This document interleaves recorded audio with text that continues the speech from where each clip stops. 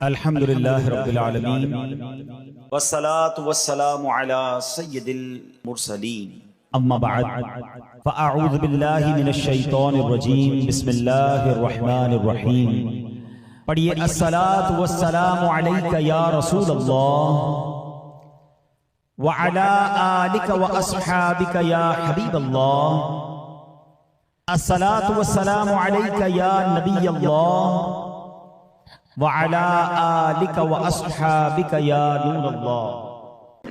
درود پاک کے بے شمار فضائل و برکات ہیں۔ القول البدی میں ہے، حضرت ابو عباس احمد بن منصور رحمت اللہ تعالی علیہ کو انتقال کے بعد کسی نے خواب میں دیکھا کہ وہ سر پر موتیوں کا تاج سجائے، جنتی لباس میں ملبوس، شیراز کی جامع مسجد کے محراب میں کھڑے ہیں۔ خواب دیکھنے والے نے عرض کی ما فعل اللہ بکا، یعنی اللہ پاک نے آپ کے ساتھ کیا معاملہ فرمایا؟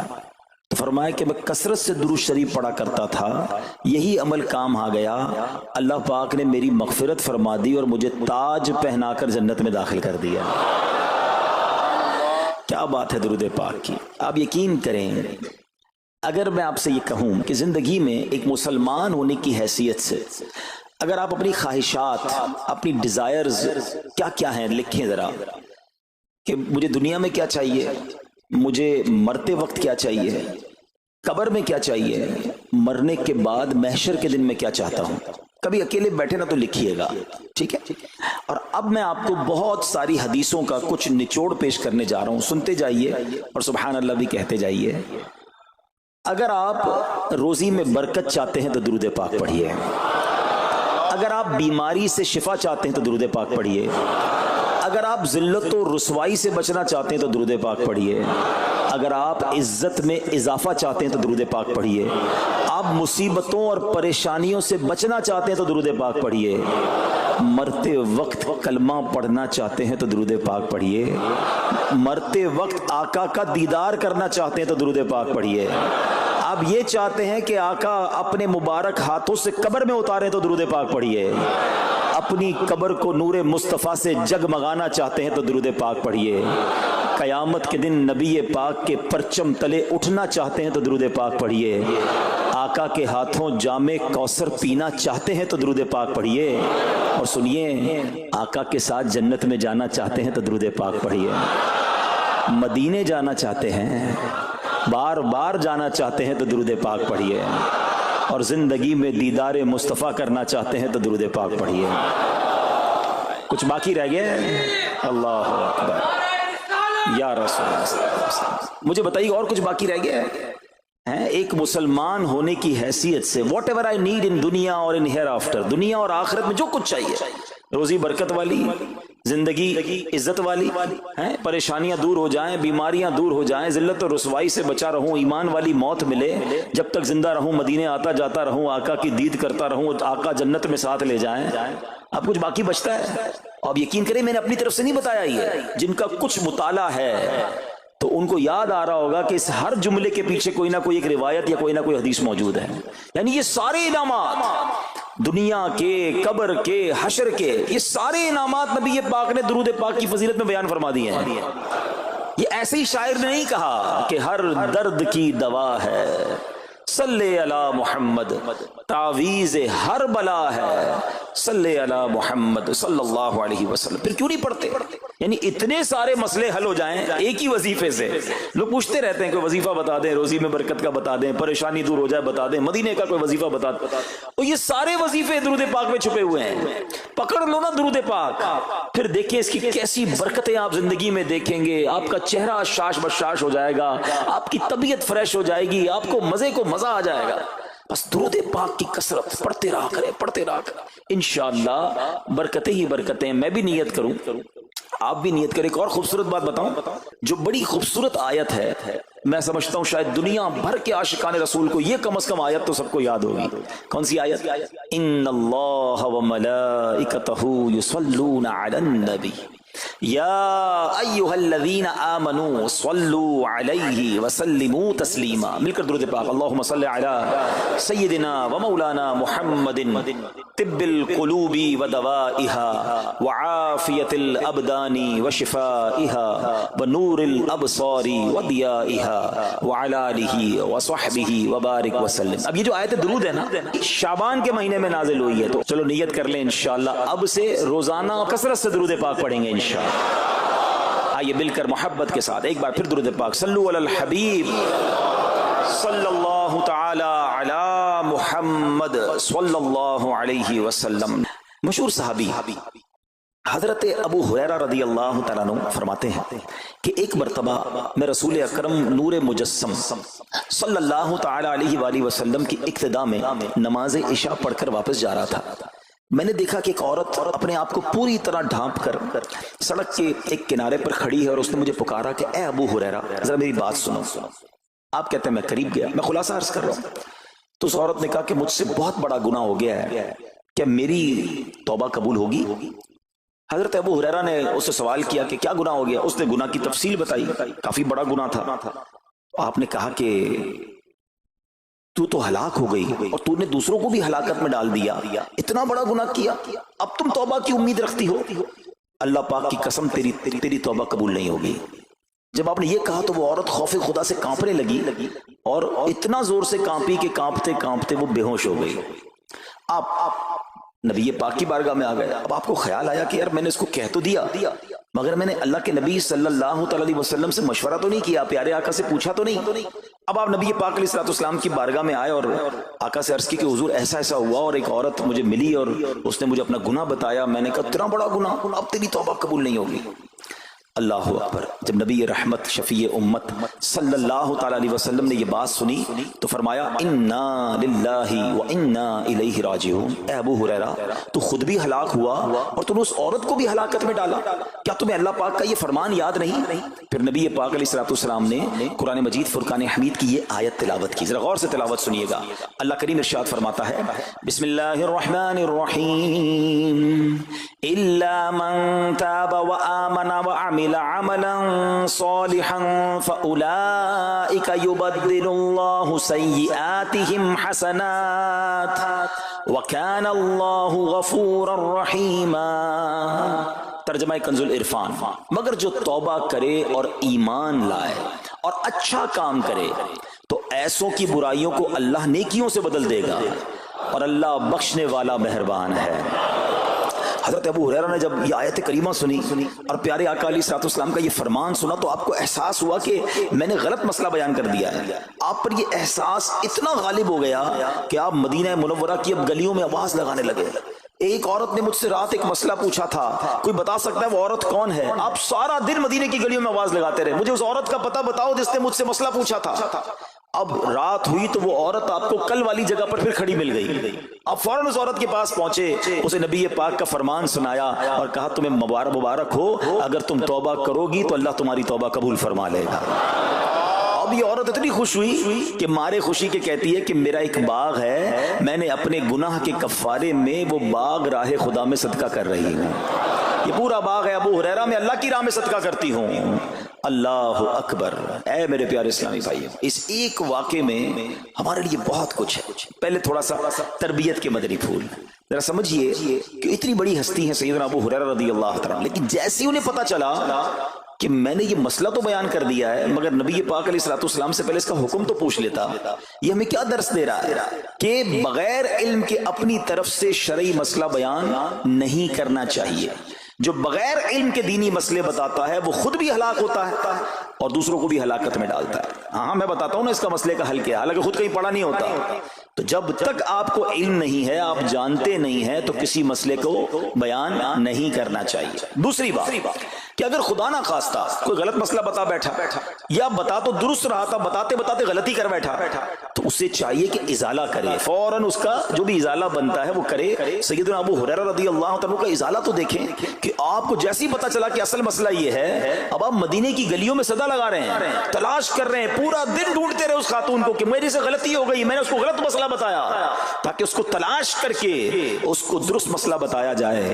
اللہ اکبر، صحابہ کرام کی ادائیں بھی کتنی نرالی ہوتی ہیں، اللہ ان کا صدقہ عطا فرما دے۔ اب ہوتا کیا ہے کہ کبھی کوئی غلط مسئلہ بیان ہو گیا، یا بیان میں، مشورے میں، درس میں کوئی غلطی ہو گئی، غلطی پتہ چل جائے، اب شرم آتی ہے کہ کیسے کہوں مجھ سے غلطی ہو گئی ہے، میں تو اتنا بڑا مبلغ بن کے گیا تھا، میں نے تو جناب اتنے پبلک میں بیان کیا تھا، اب میں کیسے بتاؤں کہ جناب میں نے یہ غلط پڑھ دیا یا غلط بیان کر دیا۔ حضرت ابو ہریرہ سب سے زیادہ جن کو حدیثیں یاد ہے، مگر سچ بتائیں بات سمجھنے والی پتہ کیا ہے، جو لوگ یہ سمجھتے ہیں نا کہ یار غلطی ماننے سے عزت کم ہو جاتی ہے، سچ بتاؤ آج 1450 سال بعد حضرت ابو ہریرہ کا یہ واقعہ سن کے ہمارے دلوں میں ان کی عزت کم ہو رہی ہے، بڑھ رہی ہے؟ Simple is that. غلطی ماننے سے انسان جو ہے وہ نیچا نہیں ہوتا۔ اللہ میرے پیر و مرشد کو سلامت رکھے، جن کی برکت سے لاکھوں علماء بن گئے ہیں، مگر آپ اپنے مدنی مذاکرے میں اپنے ساتھ علماء کرام، مفتیان کرام کو بٹھاتے ہیں، اور اگر کوئی توجہ دلاتا ہے تو لائیو چینل پر آپ فرماتے ہیں کہ یہ مسئلہ یوں نہیں یوں ہے، کوئی عزت کم نہیں ہوتی جناب۔ تو سبحان اللہ، دو باتیں سیکھنے کو ملی کہ پہلے بتانا ہی نہیں ہے، اگر نہیں آتا تو اپنی بڑائی مارنے کے لیے بندہ کہتے مجھے نہیں معلوم، واللہ عالم، میں نہیں جانتا، اور اگر آپ کو لگتا ہے میں صحیح بتا رہا ہوں اور پھر بعد میں کوئی توجہ دلا دے کہ آپ نے غلطی کی ہے، تو پھر اس کو بالکل مانے بھی اور اس کا ازالہ کریں۔ اچھا، اب علماء کرام نے بڑے پیارے طریقے بتائے۔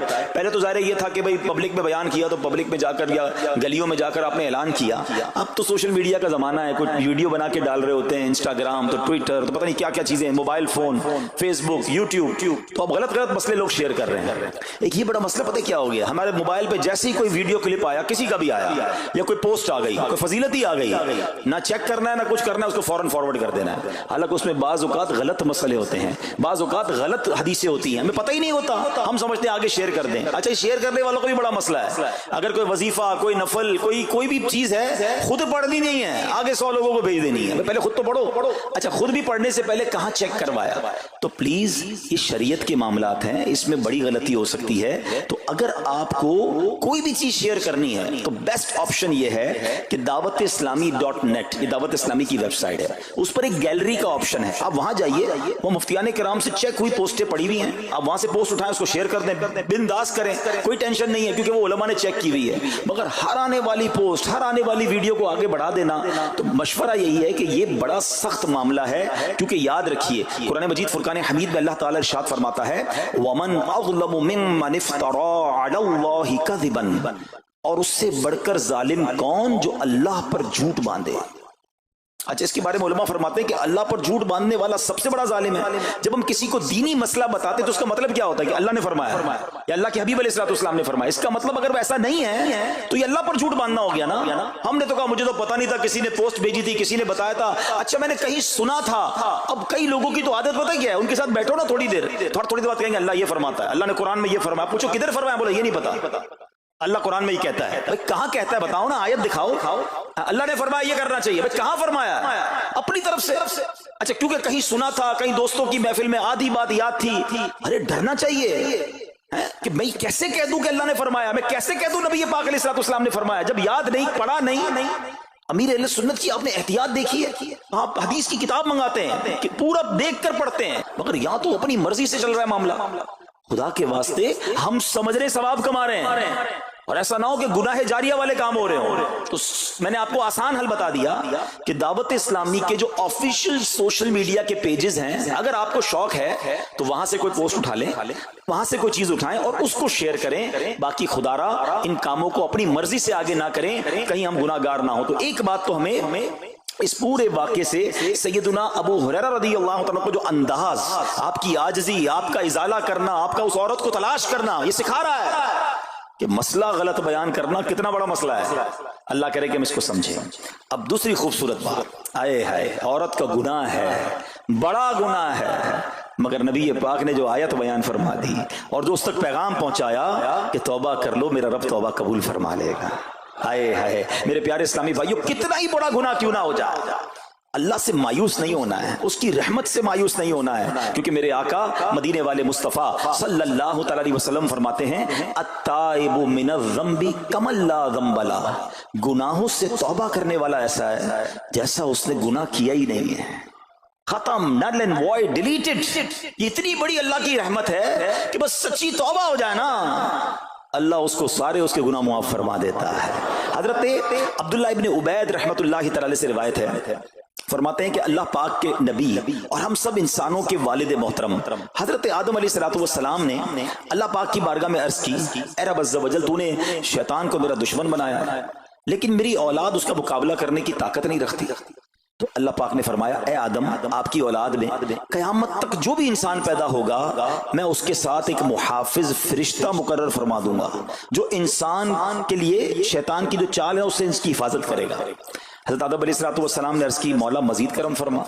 اللہ پاک نے فرمایا، اے آدم، آپ کی اولاد کو ایک نیکی کا اجر 10 گنا ملے گا، نیکی ایک کریں گے اجر ملٹی پلائی بائی 10 ہو جائے گا، اور پھر اللہ نے فرمایا اس پہ مزید بڑھاؤں گا، جبکہ گناہ کوئی ایک کرے گا تو اس کے نامہ عمل میں ایک ہی گناہ لکھا جائے گا۔ اللہ کی شان دیکھو، ایک نیکی اجر 10 گنا، گناہ ایک لکھا بھی ایک جائے گا۔ حضرت آدم علیہ السلام نے عرض کی، مولا اور کرم کر دے۔ دیکھو شروع سے ہم پر مہربانیاں ہیں۔ حضرت آدم علیہ السلام بھی اپنی اولاد کے لیے اللہ کی بارگاہ میں عرض کر رہے ہیں۔ اللہ پاک نے فرمایا، اے آدم، جب تک روح انسان کے بدن میں رہے گی میں اس کی توبہ قبول کرتا رہوں گا۔ جب تک زندہ ہے نا، جب تک توبہ کر لے اس کی توبہ قبول ہو جائے گی۔ اللہ اکبر، کتنا کریم ہمارا مولا ہے، ہمارا پروردگار کیسا رحیم ہے۔ جب بھی گناہ ہو جائیں فوراً اللہ کی بارگاہ میں حاضر ہو جایا کرو، اپنی غلطی کا اقرار کر کے شرمندہ ہو جایا کریں، انشاءاللہ کریم توبہ قبول ہوگی اور گناہوں کی میل سے دامن صاف ہو جائے گا۔ ارے توبہ جب ہو جائے نا اور بندہ سچی توبہ کر لے، دیکھو اللہ کیسا کریم ہے، کیسا کرم کرتا ہے۔ ایک بزرگ کے بارے میں آتا ہے، حبیب عجمی رحمت اللہ تعالی علیہ ان کا نام تھا، ابھی بہت بڑے آپ اللہ کے ولی گزرے ہیں، بصرہ کے رہنے والے تھے، مگر توبہ سے پہلے آپ کی زندگی بڑی عجیب تھی۔ آپ بڑے امیر آدمی تھے، لوگوں کو قرضہ دیا کرتے تھے مگر سود پر قرضہ دیا کرتے تھے، سود لیا کرتے تھے۔ حال ایسا تھا کہ جب کسی سے سود لینے جاتے تھے یا قرضہ لینے جاتے تھے، وہ پیسہ نہ دیتا، لیٹ ہو جاتا تو اس سے جرمانہ وصول کر لیا کرتے تھے۔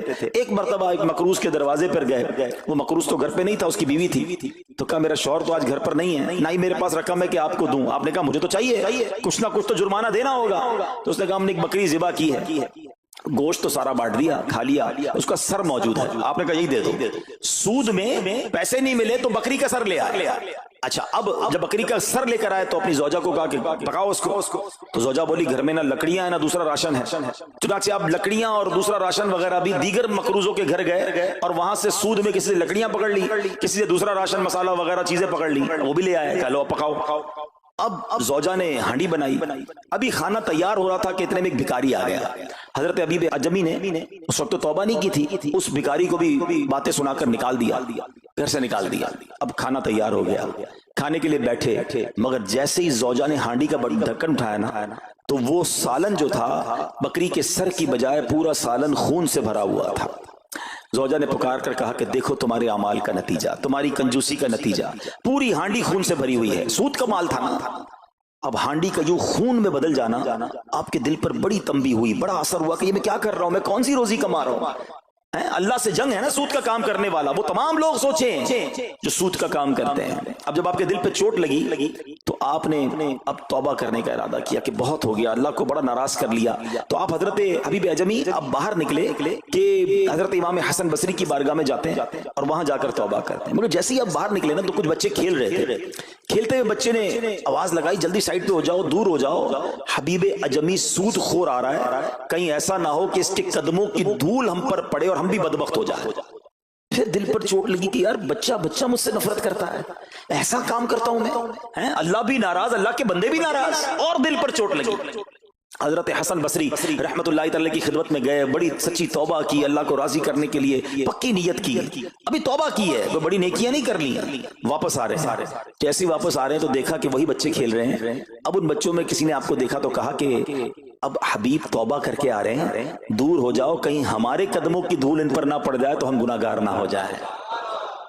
تھوڑی دیر پہلے یہ بچے کہہ رہے ہیں کہ دور ہو جاؤ، ان کی دھول پڑ گئی تو ہم بدبخت ہو جائیں گے، سود خور جا رہا، ارے ابھی توبہ کی ہے۔ اور اللہ نے اپنے بندوں اور مخلوق کے دل میں کیسی محبت ڈال دی کہ بچے کہہ رہے ہیں دور ہو جاؤ، ہمارے قدموں کی دھول حضرت حبیب پر نہ پڑ جائے، ہم گناہگار نہ ہو جائیں۔ اب جناب بڑا دل پہ اور اثر ہوا کہ مالک تیری قدرت، ابھی تو توبہ کی ہے اور میری نیک نامی کا اعلان تو نے اپنی مخلوق سے کروا دیا، سب کے حقوق ادا کیے، سودی لین دین تھا سب ختم کیا، اللہ پاک کی عبادت میں مصروف ہو گئے، اللہ نے ولایت کا سرتاج بنا دیا، اپنا ولی بنا دیا۔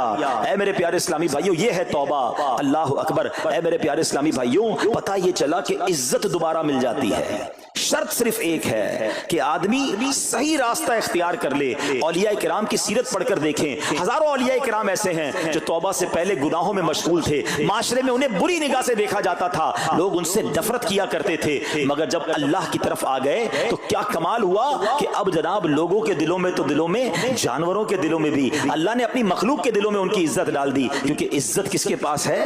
رب کے پاس ہے۔ دلوں کا اختیار کس کے پاس ہے؟ وہ رب کے پاس ہے۔ آسمان ولایت کا ایک اور چمکتا ستارہ حضرت فضیل بن عیاض رحمت اللہ تعالی علیہ توبہ سے پہلے ڈاکو تھے۔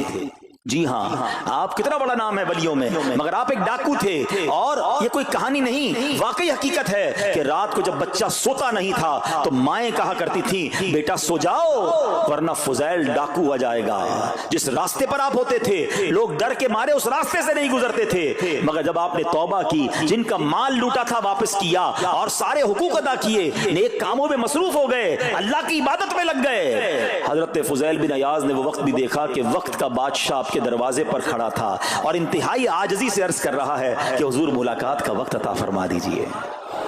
اللہ کی راہ پہ جو چل پڑے، سچی توبہ کر لے، اللہ پھر کیسی عزت عطا فرماتا ہے۔ حضرت بشر حافی کا واقعہ آپ کو یاد ہوگا، آپ توبہ سے پہلے شرابی تھے، شراب کے نشے میں دھت رہا کرتے تھے۔ بڑا خوبصورت واقعہ ہے کہ اللہ کے نام کی جب آپ نے تعظیم کی اور آپ کو یہ پیغام ملا کہ اے بشر تم نے ہمارے نام کو بلند کیا، ہم تمہارے نام کو بلند کریں گے، آپ نے توبہ کی، عبادت میں لگ گئے۔ اللہ تعالیٰ کی معرفت کا عالم یہ تھا کہ آپ ننگے پیر رہا کرتے تھے۔ حافی کہتے ننگے پیر رہنے والوں کو، اب جب آپ ننگے پیر گلیوں میں گھوما کرتے تو اس شہر کے جانور راستے پر نجاست نہیں کرتے تھے۔ کیوں نہیں کرتے تھے؟ کہ حضرت بشر ننگے پاؤں رہتے ہیں، کہیں ان کے پیر گندے نہ ہو جائیں۔ ارے وہ شخص جو توبہ سے پہلے شرابی ہے، اب جانور بھی ادب کر رہے ہیں، بلکہ عالم یہ تھا کہ ایک چرواہے کے ایک جانور نے راستے پر گندگی کر دی تو اس نے کہا ہو نہ ہو لگتا ہے حضرت بشر کا انتقال ہو گیا ہے۔ جب معلوم کیا تو پتا چلا کہ ہاں حضرت بشر حافی کا انتقال ہو گیا۔ اللہ اکبر، گویا اللہ نے جانوروں کے دلوں کے اندر بھی ان کی عزت ڈال دی، کیونکہ انہوں نے رب کی بارگاہ میں سر جھکایا، انہوں نے دنیا والوں کی پرواہ نہ کی، انہوں نے رب کو راضی کرنے کی فکر کی۔ اے میرے پیارے اسلامی بھائیوں، یہ خیال دل سے نکال دو کہ جناب عزت پیسے سے ملتی ہے، عزت شہرت سے ملتی ہے، جناب سوٹ بوٹ ہو، ذرا اچھے کپڑے پہنوں، اچھی جناب لگژری گاڑی سے اتروں گا تب عزت ملے گی، ارے جناب مہنگا موبائل ہاتھ میں ہوگا تب عزت ملے گی، عالی شان کوٹھیوں میں